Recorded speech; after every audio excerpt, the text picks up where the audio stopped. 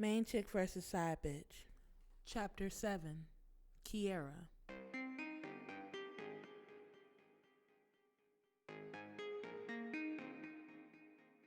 I was driving through the dark streets on autopilot.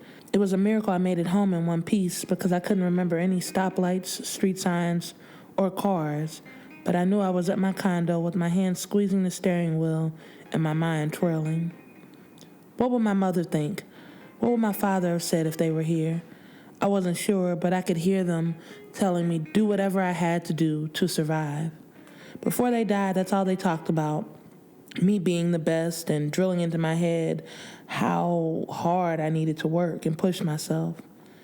Kiara, you must work twice as hard as the next person. Do what they won't do.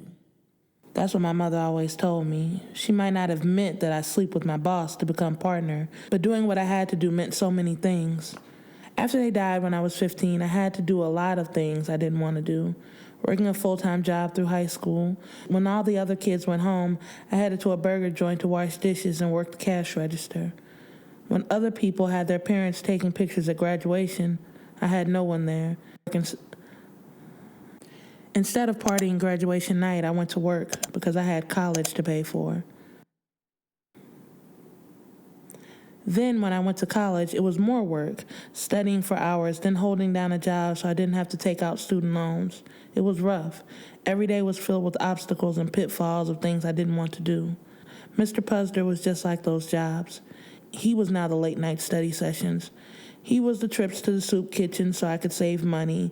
He was everything I didn't want to conquer for my success. And just like each of those things, I did it, got over it, and won.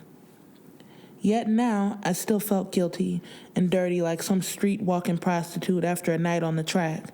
But I didn't get paid like a prostitute. There wasn't one bitch on the street that was degreed like me.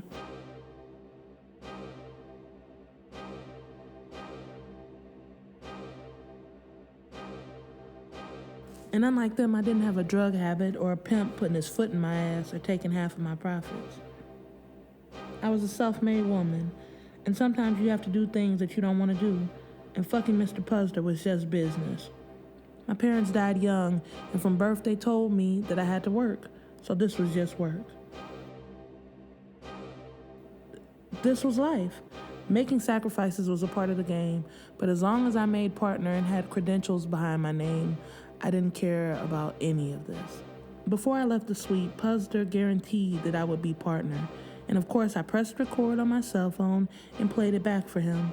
He assured me that it wasn't necessary for any kind of blackmail because he would stand by his word.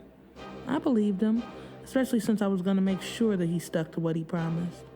Once I was in his room, the deed was easy. I simply went somewhere else. I wasn't fucking Puzder. I simply convinced myself that it was Dwayne inside me and not some old man with gray hair. I could take my mind wherever I wanted it to go, and when I got home, I just wanted to take a shower and lay in my man's arms. But I didn't realize that Dwayne wasn't home until I got in the house. Everything in the condo was the way I left it this morning, with not one thing moved. It was close to 12 now, and usually by this time he would be home, but of course he was probably out with some bitch. This was the shit that I didn't deserve.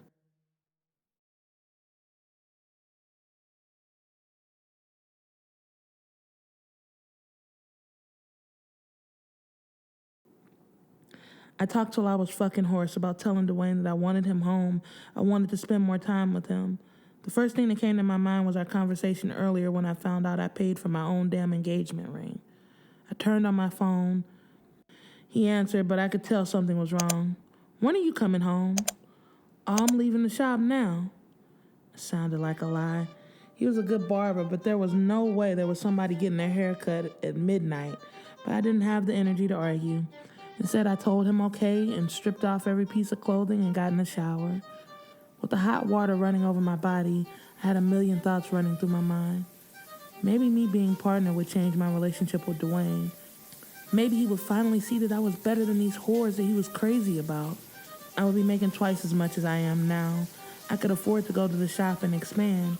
We could open the boutiques he talked about and get him from behind the barber chair and into another position. I had so many plans for our careers and our personal lives that would now be able to happen, only if I could get Dwayne to realize. We have to work together. I stayed in the shower until the water turned cold, washing myself until my fingers turned to prunes, but there was still no Dwayne. I waited up for him like a good little fiance with our 46-inch television on, but I wasn't looking at the tube. I just wanted him home. I wanted him to wrap his arms around me and take off this horrible feeling I had in my chest. I just needed to feel some type of love tonight. But as soon as I heard his key in the door and felt his presence in the house, I knew it. I could smell the pussy on him as he walked through the door.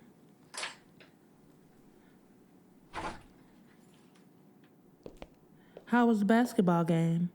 I didn't wait. I didn't give him time to take off his coat or his shoes. I just went right in. He told me that he was going to be with his son's basketball game tonight, and it just registered that he told me he was leaving the shop when I called him. I guess he must have cloned himself, because how could he be in two places at one time? Hey babe, how was your night? Mine was fine. Shit, thanks for asking. Fuck is wrong with you? He had an attitude. That was my second clue. Usually when he was doing something wrong, he had the nerve to try to be mad at me. But what could I say to that? It was good, babe. I had to fuck my boss so I could get partner, and all because you weren't there to escort me to the meeting. I couldn't say that. I'm more worried about your night. I watched him as he got undressed, throwing his clothes into the hamper. Whatever, man. I'm not about to argue with you. I had a long-ass night. He went to the bathroom, slamming the door behind him. But I smelled his clothes. As the shower came on in the bathroom, he didn't smell like hairspray like usual. It was cheap perfume. I waited with his shirt in my hands until he was done, coming out dripping with water and a towel around his waist like nothing was wrong. Tell that bitch to change her perfume. I threw the shirt in his face. Man, what the fuck are you talking about? That bitch smells like cheap bullshit you can buy from the drugstore. Tell her if she's going to compete with me, she needs to step it up. I grabbed one of my designer perfumes off the dresser. Here, tell her she should be on some shit like this. These cost $150 a bottle. You can't find this at Walgreens.